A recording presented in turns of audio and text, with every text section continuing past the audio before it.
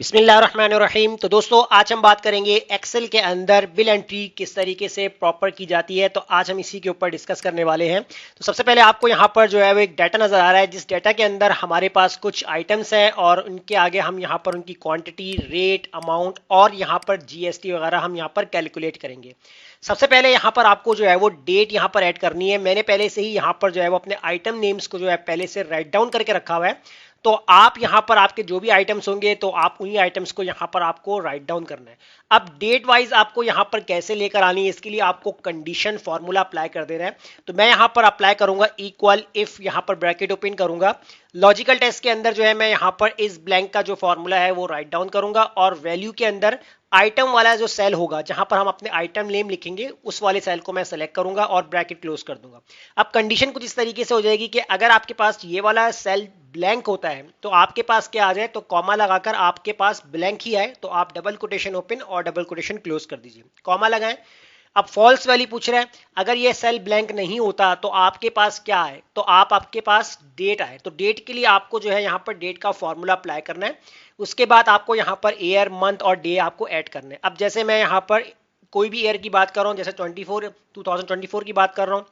उसके बाद किस मंथ की आपको जो है एंट्री करनी है, तो मैंने यहाँ पर 01 यानी कि जनवरी के लिए कर रहा हूँ मैं। कॉमा लगाएंगे, किस डे से करना आपको, तो आप यहाँ पर कोई भी डे लिख सकते हैं जब आपकी जो है वो एंट्री की जाए।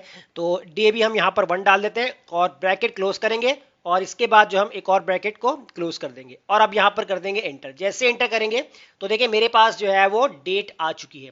अब यहां पर आपने जो है वो पहले वाले सेल के अंदर जो ये फॉर्मूला अप्लाई करना है, अब सेकंड सेल के अंदर आपको फॉर्मूले के अंदर थोड़ी चेंजिंग करनी है। आप क्या करें यहां पर, अगर आप इस फॉर्मूले को कॉपी करते हैं कॉपी भी कर सकते हैं, अदरवाइज आप क्या करिएगा, चले हम स्टेप बाय स्टेप कर लेते हैं। अब सेकंड वाले अगर हम आते हैं इसमें, अब देखिए पहले मैं क्या करता हूं, यहां से आइटम को डिलीट करता हूं। अगर जैसे मैं आइटम को डिलीट करता हूं तो देखिए मेरे पास जो डेट का सेल है वो ब्लैंक हो चुका है, क्योंकि जब हमने यहां पर कोई आइटम लिखा ही नहीं है तो डेट भी आपके पास नहीं आएगी। इस तरीके से सेकंड वाले सेल के अंदर अगर आप आते हैं तो यहां पर आपको जो है वो फॉर्मूले के अंदर थोड़ी चेंजिंग क्या करनी है, आपने इक्वल लगाया, इफ ब्रैकेट ओपन करेंगे, इस ब्लैंक का फॉर्मूला अप्लाई करेंगे, वैल्यू के अंदर आपने ये वाला सेल सेलेक्ट करना है जहां पर आपका आइटम लिखा हुआ है, ब्रैकेट क्लोज, कॉमा और डबल कोटेशन डबल ओपन। यानी कि ये तो कंडीशन हमारी थोड़ी सी पहले वाले फॉर्मूले की तरह थोड़ी रिपीट है। तो आगे एंड में आपको चेंज क्या करना है, कॉमा लगाएंगे। अब फॉल्स के अंदर आपको क्या चेंज करना है कि अगर आपके पास ये वाला डाटा यानी ये वाला सेल ब्लैंक होता है तो ब्लैंक आ जाए, वरना आपके पास जो आपकी प्रीवियस डेट है इसके अंदर जो है +1 करते हैं तो, और इसके बाद ब्रैकेट क्लोज कर दें। अब क्या होगा कि हर डेट के अंदर एक डेट ऐड होगी तो ऑटोमेटिकली आपकी जो डेट है वो सीक्वेंस वाइज बनती चली जाएगी। अब आप इसको करते हैं एंटर, तो ये देखिए 2 जनवरी तो आपके पास रिकॉर्ड आ गया। अब इसके बाद आप इसको कर दीजिए ड्रैग। जैसे ड्रैग करेंगे तो देखिए आपके पास डे बाय डे जो होगा आपके पास यहाँ पर डेट आ चुकी है। अब बात करेंगे यहाँ पर क्वांटिटी की कि कौन से आइटम की कितनी क्वांटिटी जो है परचेजिंग की जा रही है, तो क्वांटिटी आपको लिखनी है। अच्छा, अब यहाँ पर देखिए कि एक चीज मैं आपको बताता हूँ, कभी भी अगर आप प्रैक्टिस कर रहे हो ना तो अगर आप कोई भी वैल्यूज लिखते हैं इस तरीके 6, 8, 9, 3 तो आप इस तरीके से भी राइट डाउन कर सकते हैं इजिली। लेकिन अगर आप थोड़ा सा प्रोफेशनल लेवल पे जाते हैं तो आप चाहते हैं कि आपको एक ही बारी में नंबर्स यहाँ पर मिल जाए, तो आप कैसे यहाँ पर नंबर्स अप्लाई करेंगे। पहले तो आपको यहाँ पर रेंज सेलेक्ट कर लेनी है कि जितनी रेंज के ऊपर आपको काम करना है। उसके बाद आपने यहाँ पर इक्वल लगाना है और रेंज बिटवीन का फॉर्मूला आपको अप्लाई करना है। बॉटम के अंदर सबसे पहले आप कम से कम कितनी वैल्यू डालना चाह रहे हैं, जैसे मैंने यहाँ पर 2 डाल दिया, उसके बाद कॉमा। टॉप वैल्यू यानी हाईएस्ट वैल्यू कितनी डालना चाह रहे हैं, अब मैं यहाँ पर 15 डाल देता हूँ, उसके बाद ब्रैकेट क्लोज करता हूँ और अब यहाँ पर आपको कंट्रोल होल्ड करके रखना और एंटर करना है, कंट्रोल होल्ड और एंटर। तो ये देखें क्या हुआ कि एक ही बारी में इसने सारी वैल्यूज का एक सैंपल मुझे बनाकर दे दिया, यानी वैल्यूज जनरेट करके दे दी ऑटोमेटिकली। अब यहां पर एक और काम आपको करना ही है, आपने इसी सिलेक्शन को बनाए रखना है और इसको आपने कंट्रोल सी से कॉपी कर लेना है। अब मैं कॉपी इसलिए कर रहा हूं क्योंकि अगर आप किसी सेल के ऊपर क्लिक करेंगे तो ये ऑटोमेटिकली वैल्यूज चेंज होती रहेंगी। तो इसको आप स्टॉप स्टिल करने के लिए आपने इसको कॉपी करना है, राइट क्लिक करके आपने पेस्ट स्पेशल में जाना है और यहां से वैल्यूज पे चेक लगाकर आप इसको ओके कर देंगे। तो अब देखें क्या होगा कि अब आपकी जो वैल्यूज हैं एज अ फिक्स हो चुकी हैं, अब इस पे कोई फॉर्मूला नहीं है, आपके पास वैल्यूज आ चुकी हैं।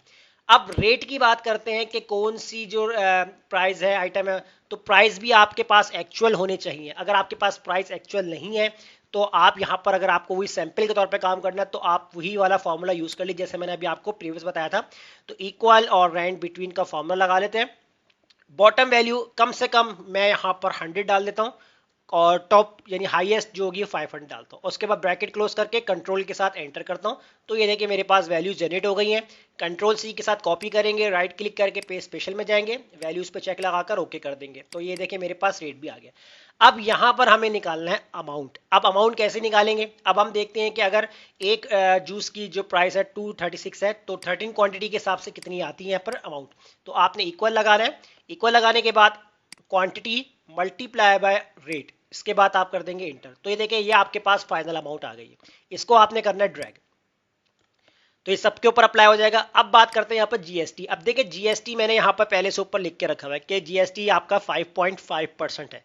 अब जीएसटी आप कैसे कैलकुलेट करें? आप यहाँ पर इक्वल लगाएंगे और अमाउंट वाले सेल को आपने सेलेक्ट करना है, मल्टीप्लाई करेंगे जितना आपका परसेंटेज है, यानी 5.5 है। अब याद रखिएगा इस वाले सेल को आपने F4 से लॉक करना है, क्योंकि हमने इस फॉर्मूले को ड्रैग करना है ताकि ये सेल अपनी जगह से मूव ना करे। एंटर करें तो देखिए 168.74 आ गए। इसके बाद इसको करते ड्रैग। जैसे ड्रैग करेंगे तो सबका जो जीएसटी है वो यहाँ पर निकल के आ चुके हैं। टोटल के लिए आपको करना है, आपने इक्वल लगाना है और यहाँ पर आपने जो है वो अमाउंट प्लस कर देना है, आपके जीएसटी ऐड हो जाएंगे इसके अंदर। उसके बाद आप इसको एंटर करेंगे तो ये आपके पास टोटल अमाउंट आ जाएगा। इसको भी आपने ड्रैग कर देना। तो जैसे ड्रैग करेंगे तो सबके जो टोटल होंगे वो अमाउंट आ चुके हैं। अब इसके बाद नेक्स्ट जो आपके पास है कैश या कार्ड। अब देखिए पेमेंट जो होती है वो दो तरीके से होती है, या तो कैश या कार्ड। अब एंट्री करते हुए आपके रिकॉर्ड में ये मालूम होना चाहिए कि पेमेंट जो आपके पास आई है वो कार्ड से आई है या कैश से आई है। अब यहाँ हमारे पास जो है इस कंपनी की जो कंडीशन है, क्योंकि हर कंपनी की और हर जगह की अपनी कंडीशन रिक्वायरमेंट होती है कि कितना हम अमाउंट के ऊपर कैश लेंगे और कितना अमाउंट के ऊपर हम जो है यहाँ पर कार्ड लेंगे। तो हम यहाँ पर कंडीशन को इस तरीके से बनाते हैं, इक्वल लगाते हैं, इफ ब्रैकेट ओपन करते हैं। लॉजिकल टेस्ट के अंदर जो हम सबसे पहले यहाँ पर क्या सिलेक्ट करेंगे कि हमने ये वाला सेल सेलेक्ट किया। हमने कहा अगर ये वाली अमाउंट लेस देन होती है, किससे लेस देन होती है? या बराबर होती है, तो हम यहाँ पर एक अमाउंट लिखते हैं 3000। अगर 3000 से कम या 3000 के बराबर होती है तो कॉमा। तो ट्रू वैल्यू में क्या है? तो हमारी पेमेंट किस में आएगी? तो हम पेमेंट जो है एज अ कैश में कर लेंगे। उसके बाद यहाँ पर अच्छा कैश को आपने डबल कोटेशन में लिखना है, कैश डबल कोटेशन के लिए क्लोज हो। अदरवाइज फॉल्स कंडीशन के अंदर आपको यहाँ पर लिख देना है कार्ड, यानी कि अगर 3000 से ऊपर की आपके पास जो पेमेंट होती है तो आपके पास कार्ड से आएगी। तो कार्ड को भी आपने डबल कोटेशन में डालना है, ब्रैकेट क्लोज करके, और आप यहाँ पर कर देंगे इंटर। जैसे इंटर करेंगे तो ये देखें यहाँ पर क्या आ गया? कार्ड, यानी कि पेमेंट जो है आपकी कार्ड से आ रही। अब इसके बाद आपने इस फॉर्मूले को करना ड्रैग। अब जैसे ही आप इसको ड्रैग करेंगे तो देखिए कहीं पे कैश लिखा हुआ आ रहा है और कहीं पे कार्ड लिखा हुआ आ रहा है। अब देखिए यहाँ पर आपके पास बहुत सी जगह पे कार्ड भी लिखा हुआ आ रहा है, बहुत सी जगह कैश भी लिखा हुआ आ रहा है। लेकिन एक चीज यहाँ पर आपको ध्यान रखना है कि अगर कोई इस तरीके से प्रॉब्लम आ रही हो कि कैश और कार्ड में ढूंढने में मसला आ रहा हो, तो आप इसको हाईलाइट भी कर सकते हैं। आपने कंडीशन फॉर्मेटिंग में जाना है, यहाँ पर आपके पास होगा हाईलाइट सेल रूल। इसके अंदर आपके पास है टेक्स्ट दैट कंटेन, इसका ऑप्शन है आपके पास। आपने इस वाले ऑप्शन में चले जाना है। जैसे आप इस ऑप्शन में चले जाएंगे तो आपके पास जो है यहाँ पर फॉर्मेट ऑप्शन है। इसके अंदर आप सबसे पहले किसके लिए काम करना चाह रहे हैं? अगर आपको यहाँ पर कार्ड के लिए बात करनी है तो कार्ड आपने लिखा। अब कार्ड की हाईलाइट आपको किस तरीके से ग्रीन से करनी है तो आप इसको ओके कर दीजिए। इस तरीके से सिलेक्शन बने रहने दीजिएगा और इसके बाद दोबारा से आप टेक्स्ट दैट कंटेन में जाएं। और अब की बार अगर आपको कैश में करनी है तो कैश के लिए आपको जो भी कलर रखना है, येलो करना है, लाइट ग्रीन, तो वो आप यहाँ पर कर सकते हैं। इसको ओके कर दें।